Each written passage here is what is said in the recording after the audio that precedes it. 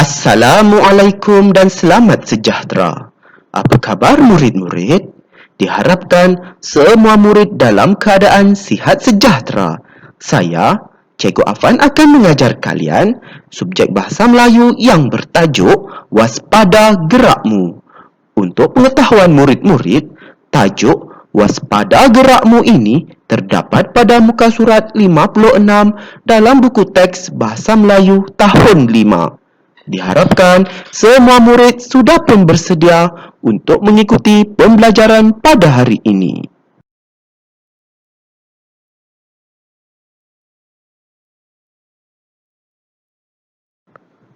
Standard pembelajaran pada hari ini iaitu 2.3.1 membaca dan meneliti kandungan teks karya sastera dan karya bukan sastera untuk membuat rumusan.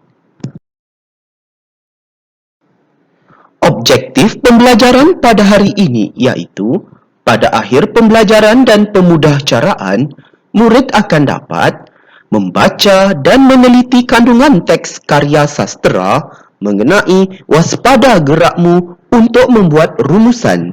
Kedua, mencatat 4 maklumat tersurat dan tersirat mengenai waspada gerakmu yang dibaca, dilihat dan didengar dalam bentuk peta pokok.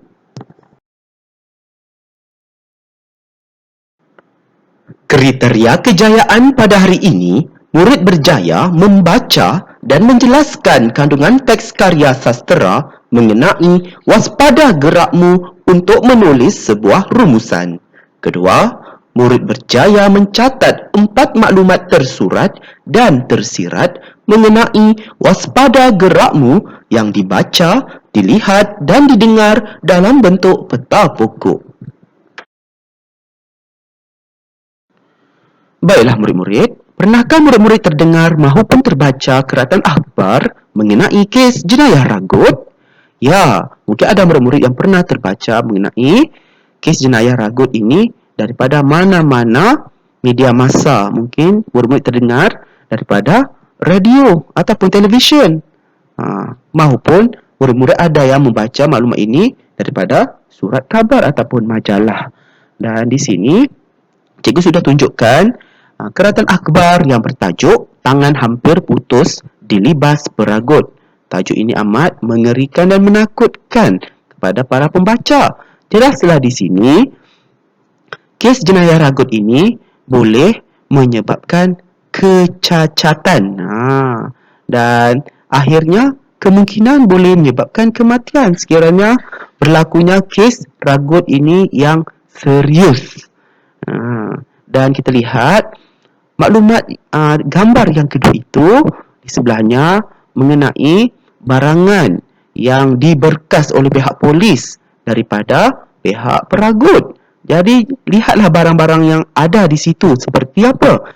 Adanya telefon pintar, jam tangan, adalah beberapa barang kemas di situ, dan dompet.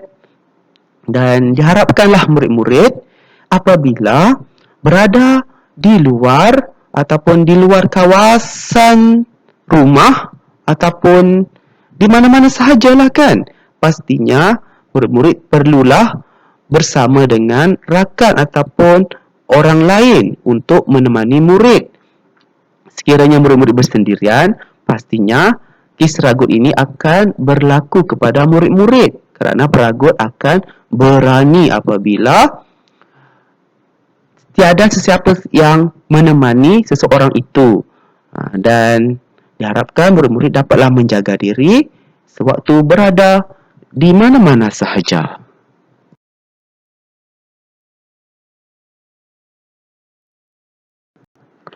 Seterusnya, mari kita membaca dan menjelaskan mengenai slide ceramah jenayah Ragut ini. Baiklah murid-murid, hari ini kita akan fokus mengenai ceramah tentang jenayah Ragut.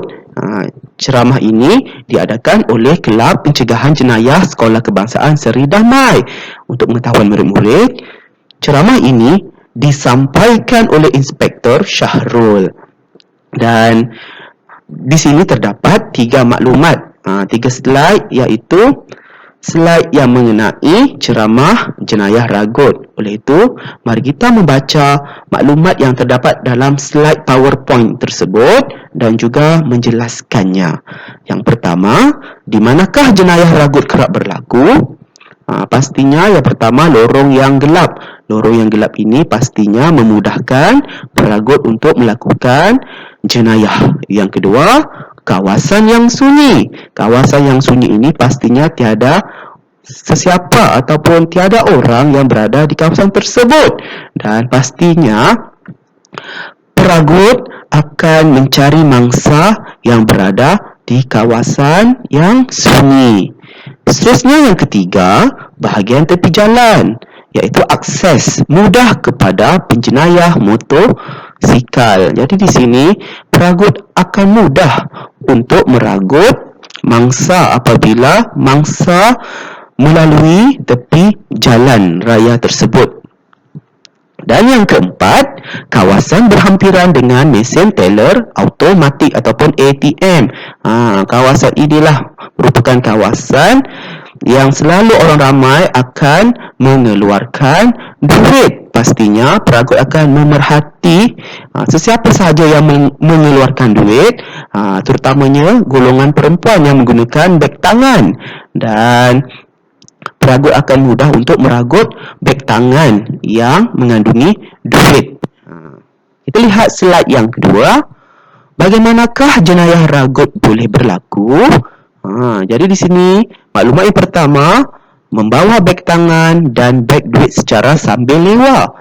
Perkara inilah ia amat membahayakan kepada mangsa, dan perkara ini sangatlah perlu diberi perhatian, kerana apabila seseorang itu membawa beg tangan ataupun beg tangan itu secara sambil lewat, iaitu membawa beg tangan tersebut tidak berhati-hati, dalam konteksnya tidak berhati-hati, pastinya peragut akan lebih mudahlah untuk meragut beg tangan tersebut. Seterusnya, kita lihat maklumat yang kedua, memakai barangan kemas yang menonjol. Maksudnya di sini, apabila seseoranglah yang suka memakai barangan kemas. Seperti apa? Seperti gelang, cincin, kalung, anting-anting. Jadi di sini, apabila barang tersebut mudah dilihat oleh peragut, pastinya peragut akan mudah untuk mendekati mangsa dan akhirnya akan meragutlah.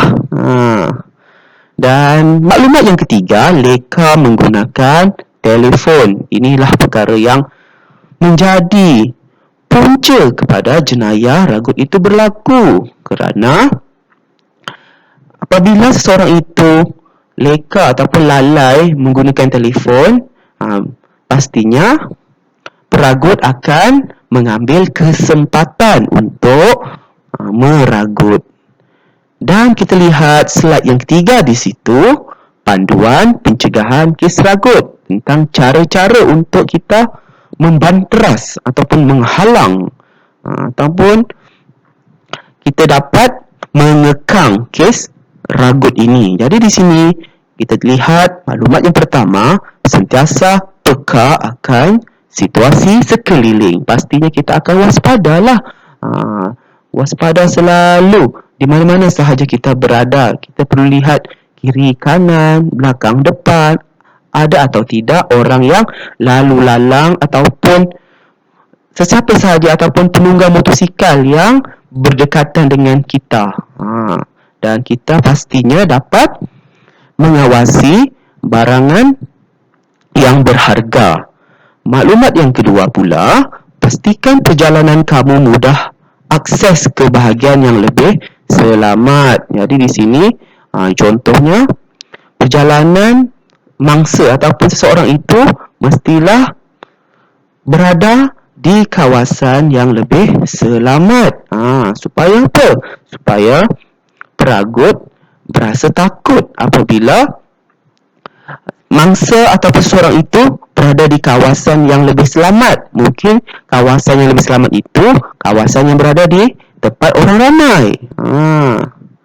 Seterusnya, yang ketiga, sentiasa membawa wang secara minimum. Maksudnya, membawa duit setakat yang perlu sahaja.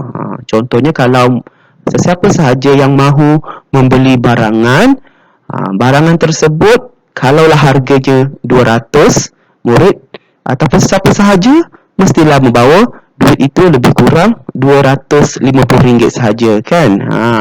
Janganlah membawa sampai RM1,000, melebihi daripada jumlah perbelanjaan yang digunakan nanti. Seterusnya, yang keempat, jangan dedahkan barangan kemas dan barangan berharga kepada pandangan umum. Maksudnya di sini, apabila seseorang itu memakai barangan kemas, janganlah suka menunjuk-nunjuk. Apabila seseorang itu menunjuk-nunjuk barangan kemas tersebut, pastinya akan menarik perhatian kepada penjenayah untuk meragut. Diharapkan murid-murid dapatlah memahami maklumat mengenai ceramah jenayah ragut ini dengan sebaiknya.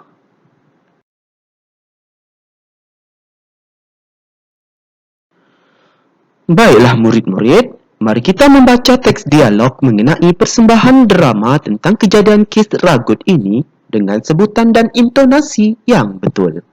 Baiklah murid-murid, untuk pengetahuan murid-murid, selepas ceramah itu dilaksanakan, jadinya kelab drama Sekolah Kebangsaan Seri Dharma ini membuat persembahan, iaitu persembahan drama tentang kejadian kes ragut. Jadi di sini dalam persembahan tersebut adanya watak, iaitu pencerita, polis, Puan Lila, iaitu Puan Lila sebagai mangsa ragut. Encik Zaki dan Puan Zila merupakan suami isteri. Dan situasi kejadian kes ragut ini berada di tepi jalan. Oleh itu, mari ikut cikgu untuk membaca teks dialog ini dengan sebutan dan intonasi yang betul. Seorang anggota polis sedang membuat rondaan. Beliau melihat seorang wanita sedang menenangkan wanita yang menangis. Apakah yang telah berlaku, Puan? Beliau nyaris menjadi mangsa ragut. Bolehkah Puan beritahukan nama dan ceritakan kejadian yang berlaku? Nama saya Lila, anak perempuan Ravi. Saya berjalan kaki ke kedai. Ketika saya keluar dari persimpangan jalan, tiba-tiba seorang penunggang motosikal cuba meragut beg tangan saya. Saya bernasib baik kerana semasa pergelutan, pemandu kereta telah berhenti dan membantu saya. Ya, Tuan. Saya ternampak seorang penunggang motosikal yang mencurigakan sedang menuju ke arah Puan Lila. Situasi itu saya nampak jelas kerana Puan Lila berjalan dari arah yang bertentangan. Saya membunyikan hon. Kami juga menjerit supaya peragut itu lari. Puan Zila mengiyakan keterangan suaminya. Terima kasih. Tindakan Encik Zaki memang bagus. Begitu juga Puan Lila berjalan dari arah yang bertentangan. Kita perlu sentiasa peka akan persekitaran. Jika berjalan sendirian, elakkan laluan yang sunyi dan gelap. Jika tiada pilihan, kamu mestilah ditemani orang lain. Baiklah Tuan, pesanan Tuan akan saya ingat. Diharapkan murid-murid dapatlah memahami teks dialog ini dengan sebaiknya. Baiklah murid-murid, mari kita mencatat maklumat tersurat dan tersirat berdasarkan maklumat yang telah dibaca tadi mengenai waspada gerakmu dalam bentuk peta pokok. Baiklah murid-murid, sebentar tadi kita sudah pun membaca dan juga menjelaskan maklumat yang terdapat dalam slide PowerPoint iaitu mengenai ceramah jenayah ragut yang disampaikan oleh Inspektor Syahrul sebentar tadi, beserta teks dialog yang mengisahkan tentang kes jenayah ragut, iaitu persembahan yang dilakukan ataupun yang dipersembahkan oleh murid-murid Sekolah Kebangsaan Seri Damai tadi. Jadinya di sini kita ingin mencatat maklumat tersurat dan tersirat. Jangan risau ya murid-murid, Cikgu Afan sudah pun membantu murid-murid untuk mengenal pasti maklumat tersurat dan tersirat berdasarkan maklumat-maklumat tadi. Oleh itu, mari kita lihat maklumat tersurat dan tersirat yang tercatat dalam bentuk peta pokok ini. Kita lihat maklumat yang pertama, iaitu lokasi sasaran. Di manakah tempat berlakunya kes jenayah ragut ini? Jadi di sini kita dapat rumuskan bahawa kes ragut berlaku di tempat yang tiada orang ramai. Jadinya di sini kotak yang berwarna kuning itu merujuk kepada maklumat tersurat. Ya, bagus. Dan kita perlu ada penjelasan sedikit. Dan penjelasan ini yang terdapat dalam kotak yang berwarna biru itu dikenali sebagai maklumat tersirat, iaitu kerana memudahkan peragut meragut mangsa. Jadinya di sini kalau murid perhatikan, cikgu sudah pun warnakan perkataan yang berwarna putih itu, iaitu kerana. Untuk pengetahuan murid-murid, kerana merupakan kata hubung keterangan, iaitu untuk menghubungkan maklumat tersurat yang terdapat dalam kotak yang berwarna kuning dengan maklumat yang terdapat dalam warna kotak yang berwarna biru itulah. Jadi di sini kita nak hubungkan, kita nak sambungkan kata hubung keterangan ini untuk menghubungkan kedua-dua maklumat, iaitu tersurat dan tersirat. Jadi kita lihat maklumat yang kedua, iaitu golongan sasaran. Siapakah yang menjadi mangsa selalunya di sini? Jadi di sini cikgu sudah nyatakan maklumat tersuratnya, peragut mencari mangsa wanita. Iaitu mangsa wanita lah yang menjadi golongan sasaran kepada peragut. Jadi di sini mengapakah wanita ini menjadi mangsa kepada peragut tersebut? Alasannya di situ cikgu sudah jelaskan, kerana wanita insan yang lemah. Dan kita lihat maklumat yang ketiga, iaitu sebab-sebab berlaku ataupun punca-punca yang menyebabkan ragut ini berlaku. Kita lihat yang pertama di situ, mangsa memakai dan membawa barangan berharga serta leka menyebabkan ragut berlaku. Itulah maklumat tersurat. Dan kita lihat penjelasan yang cikgu nyatakan di sini, iaitu maklumat tersiratnya kerana menarik perhatian peragut. Inilah yang menyebabkan peragut berminatlah. Menarik itu maksudnya berminat.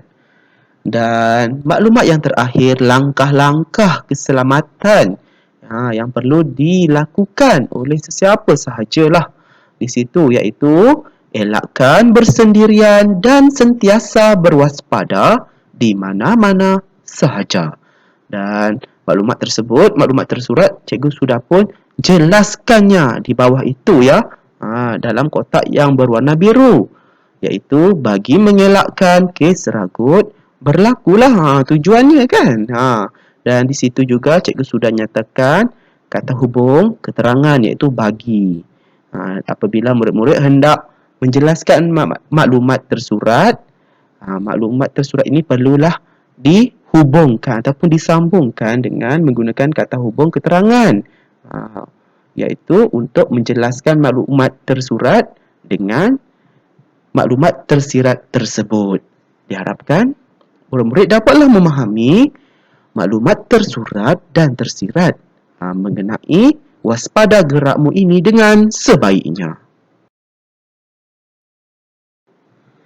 Kini tiba masanya murid perlu tuliskan sebuah rumusan dengan menggunakan maklumat tersurat dan tersirat tadi yang terdapat dalam slide aktiviti 2 dalam buku penulisan. Oleh itu, murid-murid dikehendaki ya untuk menulis sebuah rumusan. Macam mana nak buat ya?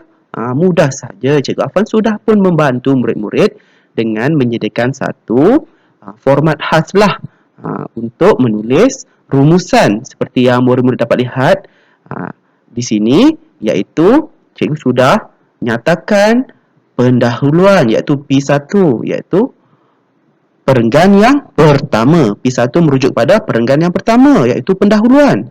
Jadi di sini cikgu sudah nyatakan di situ teks dialog ini mengenai kes jenayah ragut yang berlaku kepada mangsa.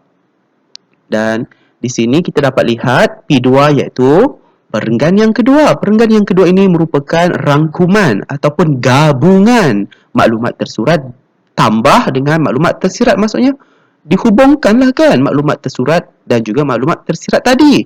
Dan di sini cikgu sudah memberikan satu contoh ya. Kes ragut berlaku di tempat yang tiada orang ramai kerana memudahkan peragut meragut mangsa. Maksudnya kita ringkaskanlah rumusan ni daripada maklumat yang paling panjang tadi tu. Kita ingin ringkaskan. Dan maklumat tersebut cikgu sudah nyatakan di situ iaitu yang berwarna merah berlaku di tempat yang tiada orang ramai merupakan maklumat tersurat.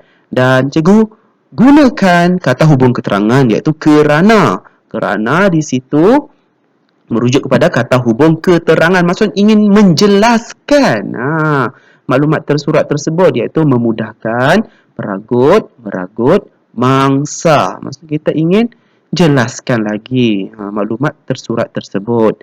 Dan murid-murid perlu sambung ya. Ayat yang lain iaitu selain itu ... murid rujuklah semula slide aktiviti 2 tadi kan, tentang golongan sasaran pula. Seterusnya di samping itu murid sambunglah merujuk aktiviti yang kedua tadi iaitu sebab-sebab berlaku. Dan akhir sekali rujuklah slide aktiviti 2 juga tadi mengenai langkah-langkah keselamatan. Jadi murid perlu saling semula maklumat tersurat dan maklumat tersirat tersebut dalam bentuk perenggan ini. Dan P3 merujuk kepada perenggan yang ketiga iaitu sebagai penutup. Cikgu sudah nyatakan di sini, dah bantu pun murid-murid.